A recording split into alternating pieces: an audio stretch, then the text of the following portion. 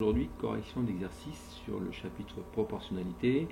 Donc on va voir comment exploiter un tableau de proportionnalité, comment compléter un tableau de proportionnalité. Alors exercice numéro 1, donc à chaque fois c'est le même principe, hein. Ce qui est en noir c'est l'énoncé, ce qui est en rouge c'est la correction. Donc pour l'exercice numéro 1, donc on connaît une partie des éléments du tableau de proportionnalité, on veut trouver ce qu'il y a avec le 30 et avec le 47. Donc première étape, c'est une des possibilités. Il existe aussi le produit en croix. Une des possibilités, c'est de déterminer le coefficient de proportionnalité. Donc on fait 10 divisé par 50, on obtient 0,2. Et une fois qu'on connaît ce coefficient de proportionnalité, on n'a plus qu'à l'exploiter pour trouver les deux valeurs manquantes.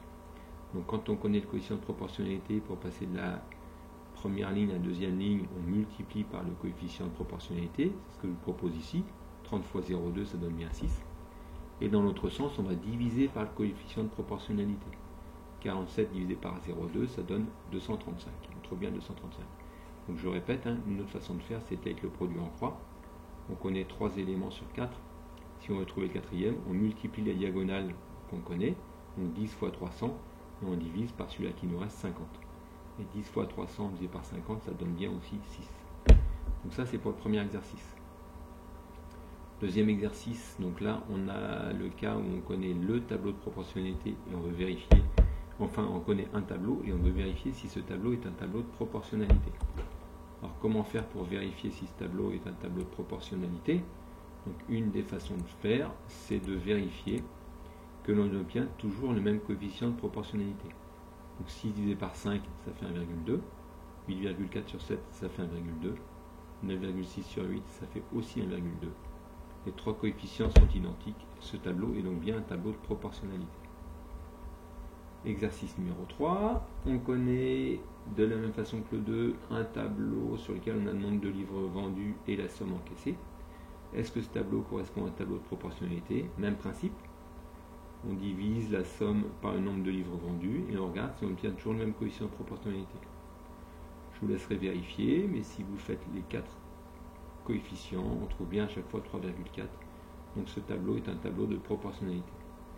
Une fois qu'on sait ça, on peut exploiter ce tableau de proportionnalité pour répondre à la question combien de livres ont été vendus si la somme encaissée est de 88,4 euros. Là, on connaît la somme encaissée, on veut trouver le nombre de livres vendus, il va donc falloir diviser par le coefficient multiplicateur.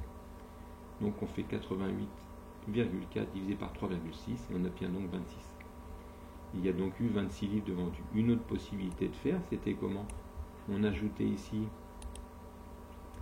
on insérait une colonne, on note la valeur que l'on connaît, 88,4, et à partir de là, on voit qu'on peut utiliser le coef ou on peut faire le produit en croix.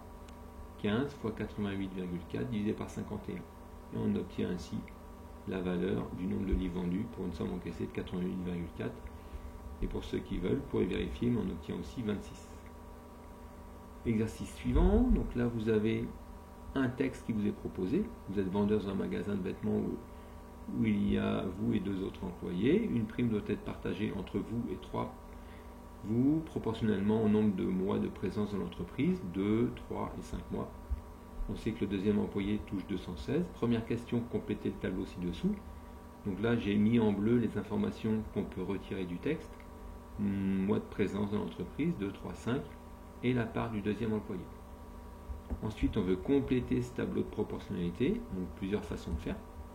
Une des façons, c'est de trouver le coefficient de proportionnalité, 216 sur 3, ça fait 72, et on exploite ce coefficient, comme noté ici, pour trouver le montant de la prime pour le premier employé et pour le troisième employé.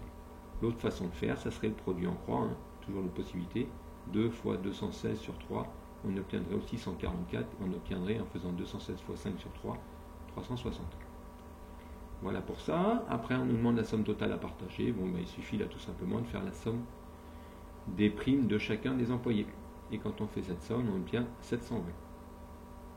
Dernier exercice possible, l'exercice numéro 5.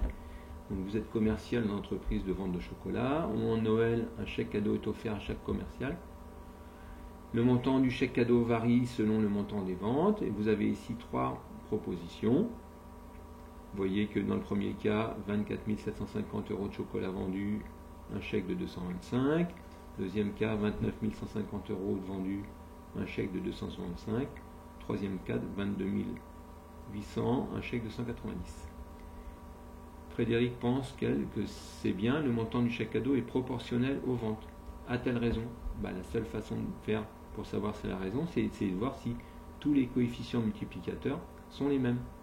Donc on fait 24 750 divisé par 225, on trouve 110. 29 150 divisé par 265, on trouve aussi 110. Je vous laisse le vérifier. Donc pour l'instant, on peut considérer que c'est proportionnel. On vérifie avec le dernier. 22 800 divisé par 190, on ne trouve pas 110. Donc les coefficients ne sont pas tous égaux, donc il n'y a pas de proportionnalité. Donc Frédéric qui disait que le montant du chèque cadeau était proportionnel aux ventes, elle a donc tort puisque ce n'est pas le cas. Voilà pour la correction de ces exercices sur la proportionnalité.